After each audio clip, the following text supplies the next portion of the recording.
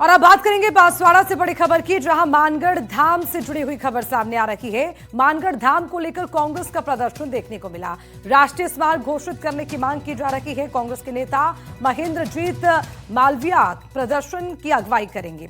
स्थानीय विधायक, जिला अध्यक्ष समेत कई नेता इसमें मौजूद रहेंगे। मानगढ़ धाम पर कांग्रेस की ओर से विशाल विरोध प्रदर्शन भी देखने को मिलेगा। तो आपको बताते चलें, ये जो राष्ट्रीय स्मारक घोषित करने की मांग है, ये कांग्रेस की ओर से की जा रही है। मानगढ़ धाम को लेकर कांग्रेस का प्रदर्शन देखने को मिल रहा है। राष्ट्रीय स्मारक घोषित करने की मांग हो रही है। राजस्थान का जलियांवाला बाग मानगढ़ धाम, ये भी उनका कहना है। प्रदर्शन में कांग्रेस से स्थानीय नेता भी मौजूद रहेंगे। स्थानीय विधायक, जिला अध्यक्ष समेत कई और नेता इस प्रदर्शन में शामिल होंगे।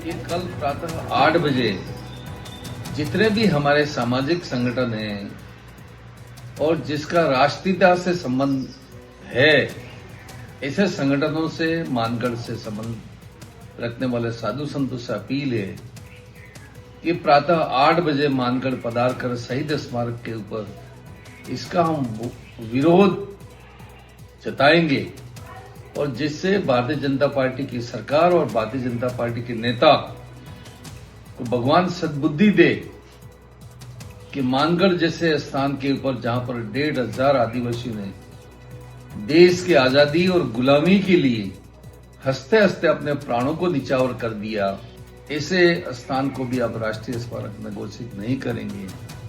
तो आदिवासी के लिए में इससे बढ़कर कोई दुर्भावना और आदिवासी समाज का असम्मान कोई बात नहीं हो सकती है। और इसी पर ज्यादा जानकारी देंगे हमारे संवाददाता कौस्तुभ पांडे। कौस्तुभ, जरा बताइए क्या तैयारी है कांग्रेस की और क्या उनकी मांगे हैं, क्या वो उनके आरोप हैं, क्या विरोध कर रहे हैं?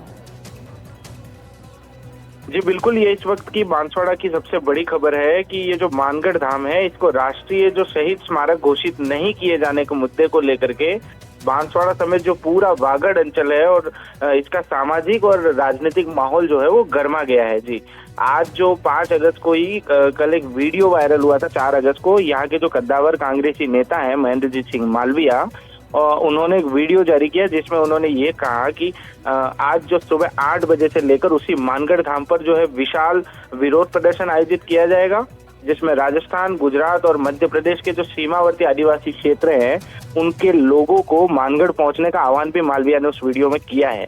अब सवाल ये है कि क्यों ये आंदोलन इतना गर्मजोशी से हो रहा है, क्यों अचानक से ऐसे एक आंदोलन ने करवट ली है? तो ये आंदोलन जो तेज हुआ उसका जो कारण बताया जा रहा है वो हाल ही में जो संसद में केंद्र सरकार ने एक लिखित जवाब दिया था, जिसमें उन्होंने ये कहा कि फिलहाल मानगढ़ धाम को राष्ट्रीय स्मारक या राष्ट्रीय शहीद स्मारक घोषित करने का कोई भी प्रस्ताव जो है वो विचाराधीन नहीं है। और जैसे ये लिखित जवाब सामने आया उसके बाद से ही आदिवासी समाज और जितने भी सामाजिक संगठन हैं और कांग्रेस ने इसके शहीदों के सम्मान की अनदेखी बताते हुए इसका विरोध शुरू कर दिया। और महेंद्रजीत सिंह मालविया ने ये भी आरोप लगाया कि मानगढ़ धाम कोई केवल ऐतिहासिक स्थल नहीं है, बल्कि उन्होंने ये कहा कि आदिवासी समाज की अस्मिता, स्वाभिमान और बलिदान का भी प्रतीक माना जाता है। तो ऐसे में केंद्र सरकार का ये कहना उनके लिए ऐसा माना जा रहा है कि ये बिल्कुल ठीक नहीं है, इसको राष्ट्रीय स्मारक जो है वो घोषित करना चाहिए, जिसके लिए भीड़ अभी जुटना शुरू हुई है। लगभग जो कल समय बताया गया था वो 8 बजे का बताया गया था, लेकिन भीड़ जुटना शुरू हुई है और अभी लगभग 9, साढ़े 9 बजे तक जो है वो एक बार ये भीड़ जो है पता चल पाएगा कि कितने लोग यहाँ पहुंचे और किस प्रकार का विरोध प्रदर्शन यहाँ पे होगा। जी ठीक है, शुक्रिया तमाम जानकारी के लिए।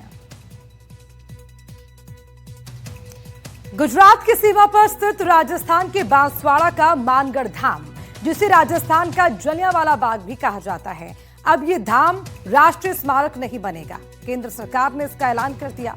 इसका प्रमुख कारण यह है कि धाम के आसपास हुए आधुनिक निर्माण कार्य राष्ट्रीय स्मारक बनने की राह में बाधा बन गए हैं। क्या है विवाद, इस पर देखिए रिपोर्ट। मानगढ़ धाम पर गरमाई सियासत। राष्ट्रीय स्मारक के योग्य नहीं धाम, नहीं मिलेगा राष्ट्रीय स्मारक का दर्जा। कांग्रेस, आरएलपी और बीएपी ने उठाए सवाल। धाम के सवालों पर केंद्र का जवाब। प्रस्ताव को सरकार ने किया इनकार। गहलोत डोटासरा का केंद्र पर वार। विपक्ष बोला धाम का हुआ अपमान। राजस्थान के बांसवाड़ा जिले में स्थित मानगढ़ धाम, जो हजारों आदिवासियों की शहादत का गवाह भी है, उस मानगढ़ धाम को राष्ट्रीय स्मारक बनाने की उम्मीदों पर झटका लगा है। और इसका प्रमुख कारण यह है कि धाम पर हुए आधुनिक निर्माण कार्य राष्ट्रीय स्मारक बनने की राह में बाधा बन गए हैं।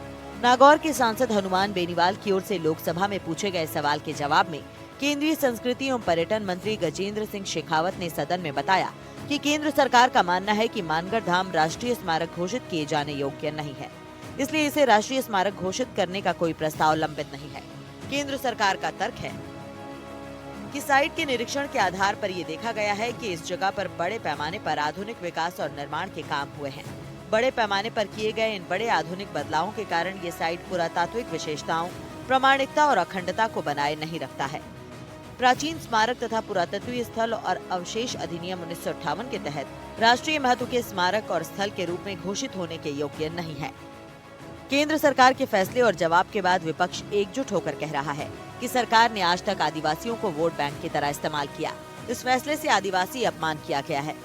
वहाँ तो उन्होंने घोषणा करने की बजाय कह दिया कि भाई अब जो है मुख्यमंत्री राजस्थान के, मध्य प्रदेश, गुजरात और महाराष्ट्र वाले मिलकर तय करें किस प्रकार का यहाँ राष्ट्रीय स्मारक बने। तब भी हमें लगा भाई कोई बात नहीं, आज इनके दिमाग में कोई सेकंड थॉट आ गया होगा, कई बार आना स्वाभाविक भी है। स्वाभाविक है कि कोई फीडबैक आ गया होगा, तो इसलिए उन्होंने पोस्टपोन किया होगा। अब आप बताइए, अब जवाब आ गया, वहाँ तो कोई योजना है ही नहीं हमारी, वहाँ तो लोकली काम हो गए जो होने थे, तो ये तो अच्छी बात नहीं। आज आदिवासी समाज के साथ सबसे बड़ा भारतीय जनता पार्टी का विश्वासघात सामने आ गया कि मानगढ़ धाम को अब इन्होंने कह दिया है कि हम इसको राष्ट्रीय स्मारक का दर्जा नहीं देंगे। मैं ये कहना चाहूंगा इस सरकार से कि आपने चुनावी घोषणा पत्र में भी कहा था कि हम इसको भव्य जो है ट्राइबल डेस्टिनेशन बनाएंगे, लेकिन आप अपने वादे से मुकर गए। मानगढ़ धाम को भाजपा के लोग हो या अन्य कांग्रेस पार्टी के लोग हो, सबने सिर्फ वोट बैंक के रूप में यूज करने का काम किया गया है।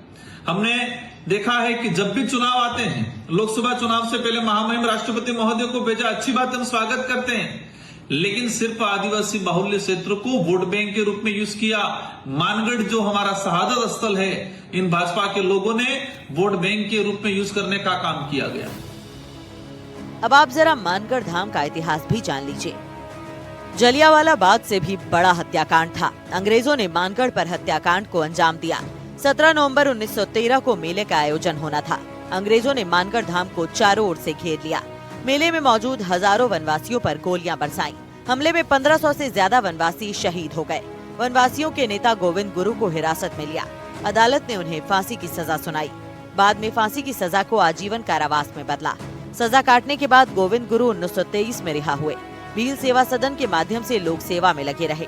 30 अक्टूबर 1931 में मानगढ़ में अंतिम संस्कार किया। मानगढ़ धाम में ही उनकी समाधि बनाई गई। समाधि पर हर साल वनवासी आदिवासी आते हैं। भील समाज उन्हें श्रद्धा सुमन अर्पित करता है। आदिवासी समाज के लोग लंबे अरसे से मानगढ़ धाम को राष्ट्रीय स्मारक घोषित करने की मांग कर रहे थे। संसद में केंद्रीय मंत्री के जवाब के बाद स्थानीय स्तर पर राजनीति भी गर्मा गई। संसद में दिए गए इस जवाब का असर आगामी पंचायती राज चुनाव पर भी पड़ने की संभावना जताई जा रही है। जो भाजपा के जिला अध्यक्ष है पुंजीलाल गायरी, उन्होंने भी सरकार को पत्र लिखकर वापस से जो है रीसर्वे कराने और जो है मानगढ़ धाम को राष्ट्रीय स्मारक घोषित कराने के जो है वापस पत्र लिखने की बात कही है। तो महेंद्रजीत मालवीय जो कि वागड़ के कद्दावर नेता माने जाते हैं, उनकी तरफ से भी जो है बात सुनने में आ रही है कि कल जो है वह मानगढ़ धाम पे एकत्रित होकर वापस से जो है मानगढ़ धाम को राष्ट्रीय स्मारक घोषित कराने की आवाज को फिर से बुलंद करेंगे। कैमरा पर्सन के साथ निखिलेश सोनी, एनडीटीवी, बांसवाड़ा।